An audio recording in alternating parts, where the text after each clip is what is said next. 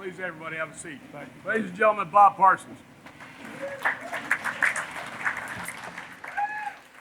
When anybody asks me, what is my biggest accomplishment, I don't even have to think about it. I answer immediately.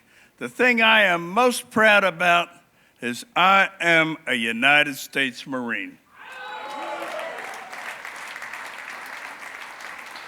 And that's why I am so absolutely thrilled to be here. When Jake Woods called me and asked me if I would accept this award, first, it took me a moment to realize what he was talking about, and then I couldn't believe it. I said, absolutely I would. And then after we hung up, I got to thinking about it, and I said, I got so many knucklehead friends. My staff better call back and make sure this is real. Well, it is, and here I am. So I want to thank the committee here, Jake Iskoff, Jerry Burns, Jake Woods, everybody here for this wonderful award, and I am thrilled to accept it on the behalf of my brothers and sisters who served in the Vietnam War.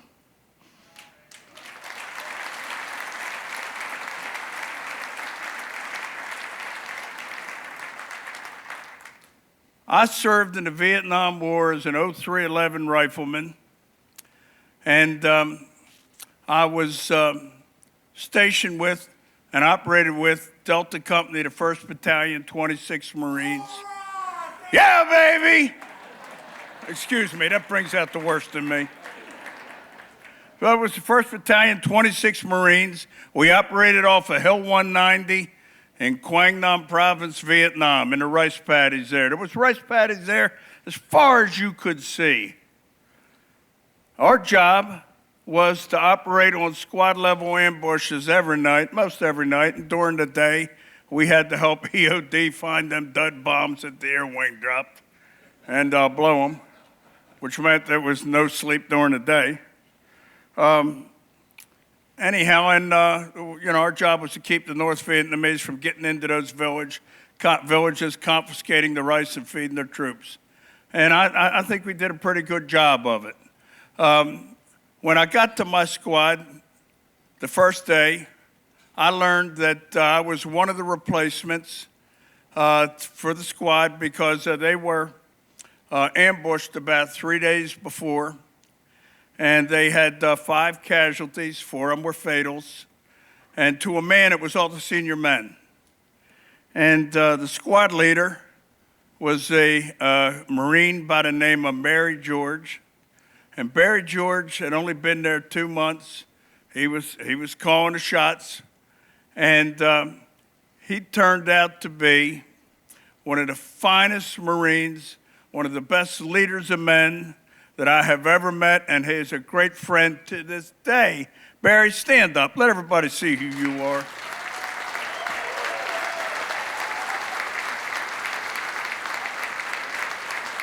While many of us didn't, thank you, Barry. While many of us didn't, Barry served the whole 13 months in the bush.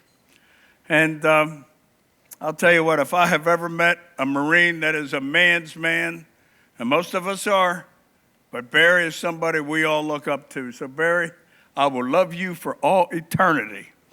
You are my friend.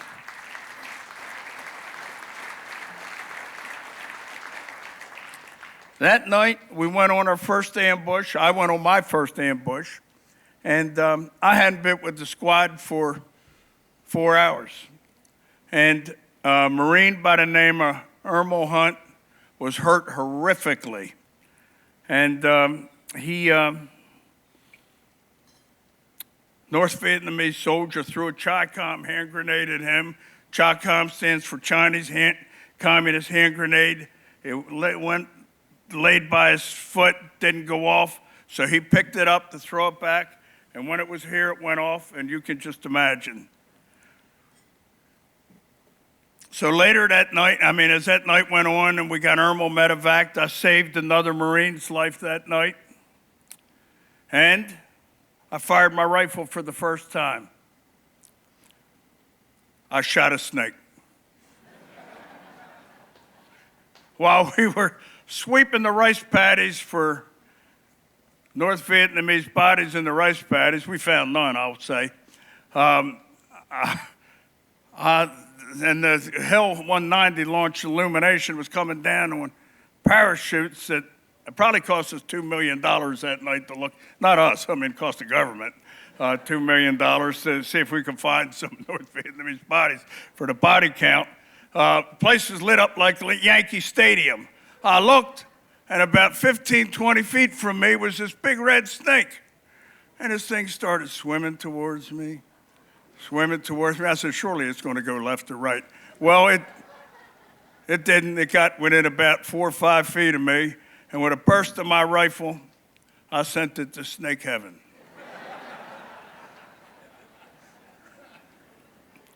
And when I did, the gunfire, the bullets hitting the nasty, nasty water. It all splashed in my eyes. It took me a while to get it out. And I looked around, and everybody was gone. They were all in the water. All my brother Marines, they all went down when the gunfire started, which I understand. And then later, I had a counseling session. And Barry advised me, he said, next time, don't shoot the snake.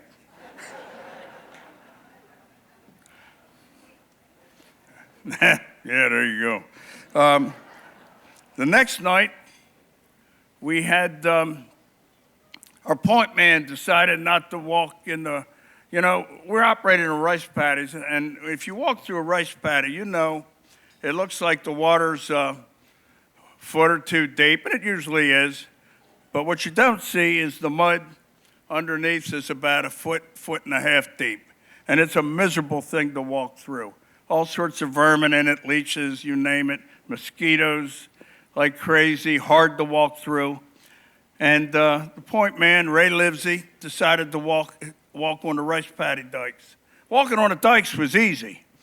And that's why Ray got up on the dikes. But the problem with walking on the dikes was North Vietnamese knew that it was easy. So it wasn't maybe 5 minutes, Ray hit a trap, blew his legs to shred. We had, there was no, the business of the war was good that night. There was no medevac choppers available. So we had to carry Ray back to the medevac point.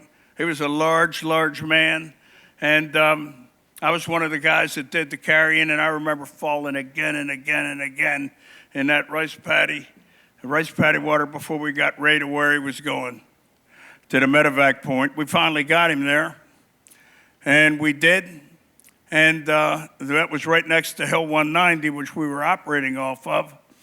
And when we got to Hill 190, they asked us to come inside the perimeter, and we did. And when you did that, you radioed in that you were coming in. The Hill acknowledged it. You exchanged passwords. And then the point man fired a green flare. Well, the point man that night was a new point man. He just banged it off his knee rather than going up and went straight into the Hill. The captain had just built a brand new beer tent and went into the beer tent, burned it down. And we went in, and the captain was sure pissed. So he sent us back out. He sent us back out on ambush again that night. Oh, man, we were tired. We couldn't believe it. It was so dark. And what I come to realize is no matter what would have happened, he'd have sent us back out on ambush no matter what. The only difference was when he sent us out on that ambush, because we burned the beer tent down, he was pissed at us. The next morning when we broke ambush and I got back to the Hill, I went to clean my rifle like I always did. And the bore was completely filled with mud from falling and falling and falling in those rice paddies. And it was thick with mud through the end of the muzzle to the beginning of the chamber. And had I pulled the trigger that night, which I didn't have to do anymore, there was no snakes. I don't know what would have happened, but it wouldn't have been good. And that's kind of the way it went. I did every job I was asked to. I did Tail End Charlie. Tail End Charlie is probably the safest position in the squad when you're walking, but it's also the creepiest. You know, you're always looking over your back for somebody that might be sneaking up on you. I carried a radio. Carrying a radio, the radio weighed 25 pounds. Then there was no cell phones then. And it was carrying this back in 1969. The radio, big bulky thing. You were the only communication for the squad. It had an 8 to 10 foot antenna, and it was like carrying a sign that said, "Please shoot me first." And the way I got out of doing that was I volunteered for the point team. And that's how I got hurt eventually. One night, walking through a village, I was walking second to point, and the point man somehow stepped over a tripwire. I hit it. The thing exploded. I caught shrapnel in both my legs and left arm, and I was medevaced out, and I went to the hospital in Yokosuka, Japan, and it took me 2 months, maybe 3. I don't even remember. I cannot remember how long I was there, but I was there until I mostly recuperated, and everybody in my ward was sent home. I was sent back to the bush. Yeah, and it's just I think my wounds compared to everybody else's was not that significant. And the Marine Corps back then, and I assume it's the same way now, and if it's not, I want to know why. You had to be wounded 3 times if you could still function to not go back into combat. And on my way back, through a fluke, and as General Amos, I remind you, I failed the 5th grade and was about ready to fail out of high school until I joined the Marine Corps. And it only made sense that I was reassigned to military intelligence. Because I was exactly the kind of guy they were looking for.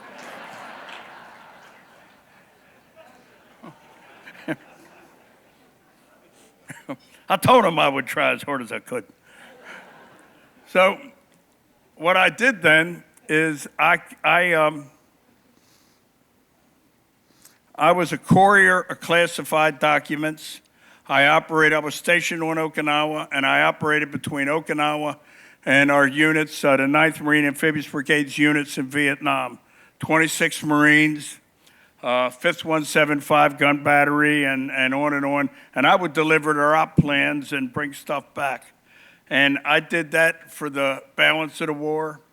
I never did see combat again, and eventually I rotated home. Now, rotating home for us, Vietnam veterans, we came home to a world that was so different than what we expected. I mean, we thought we really did something. And we were disappointed by the rude awakening we had when we came home. We found that America, a lot of the people had turned against the war. The anti-war movement was very vocal and very hostile. And they decided to take their frustrations and anger out, not on the government, not on the politicians, but on us. And many of us were greeted by angry, often hostile protesters. And we were called names like murderers, drug addicts, criminals, baby killers, and on and on. And it was hard. Many Vietnam veterans will tell you that the hardest part of the whole thing was not at all the combat, although that was no walk in the park. They will tell you that the hardest part was coming home. And if somehow you weren't confronted by all those protesters when you actually did come home, many of us were even told maybe we shouldn't wear our uniforms. I wore mine. Everybody I knew wore theirs, but that's what we were told. And we seen it on TV. And you didn't even talk about being there because that's the way the times were. So when I got home, I went to college. And as General Amos told you, I wasn't exactly a good student. But at the University of Baltimore, I surprised everybody that knew me. I graduated magna cum laude, and I passed the CPA exam the very first time I took it.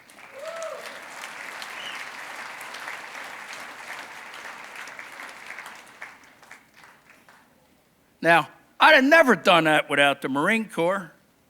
The Marine Corps, everything I have done since, I owe to the Marine Corps. Everything I ever accomplished, I owe to the Marine Corps. That's why I help out so much today. My wife and I know that as long as I have a dime, the Marine Corps' got a nickel. And the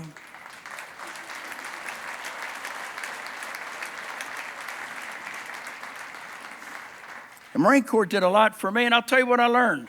First thing I learned was and the Marine Corps taught me that many things are black and white. There's no gray. One of my favorites is pretty clean is dirty. I use that every day. It's pretty clean. No, that means it's dirty. They taught me the importance of discipline. Not discipline in the form of punishment, although there was plenty of that. But discipline in the form that if you have got a job to do, you don't have to like doing it to do it. You just got to do it. Responsibility, that the person on the right and left of you has got to count on your commitment to them. And you do hell or high water to make sure that you honor that.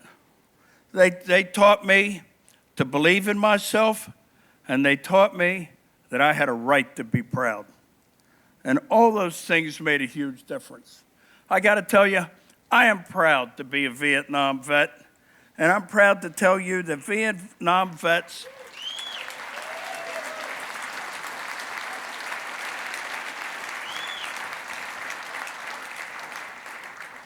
we have accomplished so much since we came home.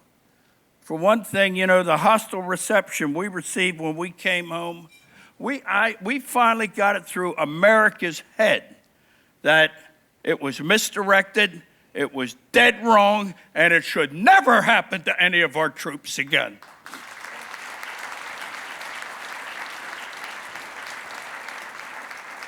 So as you walk through airports or wherever you are and you see somebody in uniform and you hear somebody say, "Thank you for your service," think of us.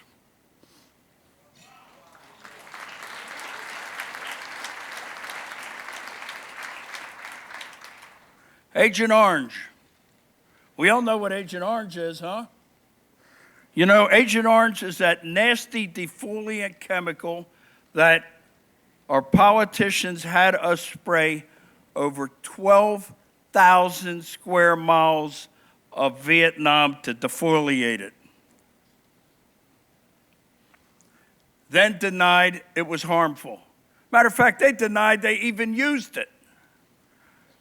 But yet, through our efforts, we got them to admit they used it, and we got them to admit that it was harmful and that it was incredibly destructive.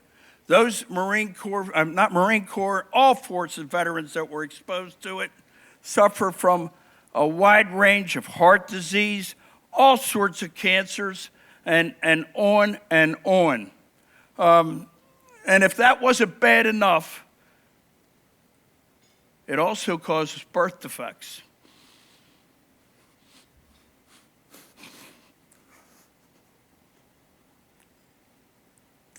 So many of our children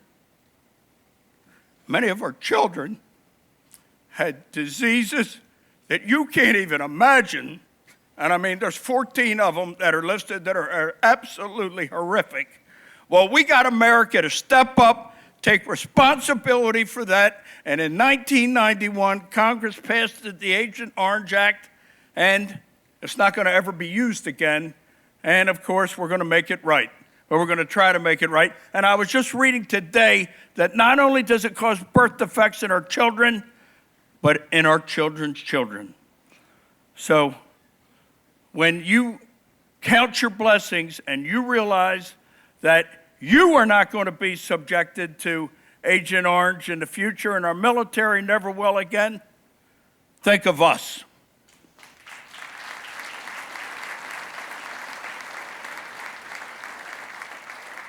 And then there's PTSD. When we came back from the war, nobody really even paid any attention to PTSD.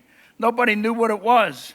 But we now know, as my friend Jake Iskoff was up here saying, that it is a wide-ranging, debilitating, and all too real disease. You know, Jake has got certain things he'll tell you it causes. I will tell you that it causes it causes a feeling of not belonging, no matter who you're with. It causes an ability not to control your your emotions and mental anguish. And part of the problem with that is many of us think, oh, well, we didn't see enough. We don't have to deal with that. I don't have it.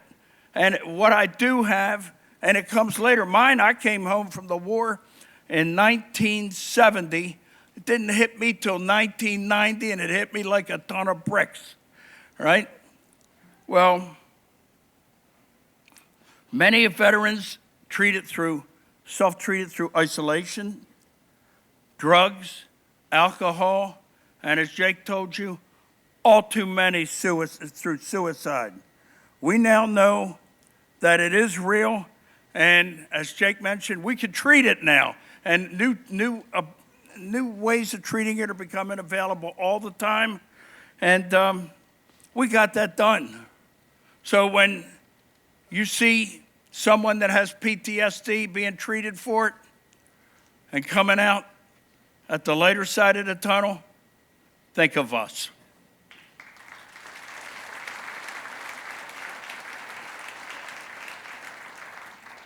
When we came back, it seemed only right that the Vietnam veterans should have their own memorial.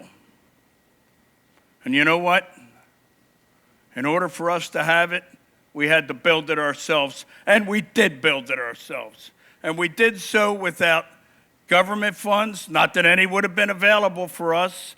And so when you go to D.C. and you see that 486-foot wall that is all black and looks like a scar in the earth, which is the perfect memorial to that war, and you realize that America can remember the sacrifices our military made during that war, the wonderful job that they did, and the lessons we learned from that horrific, nasty war, that we're all better off for today, think of us.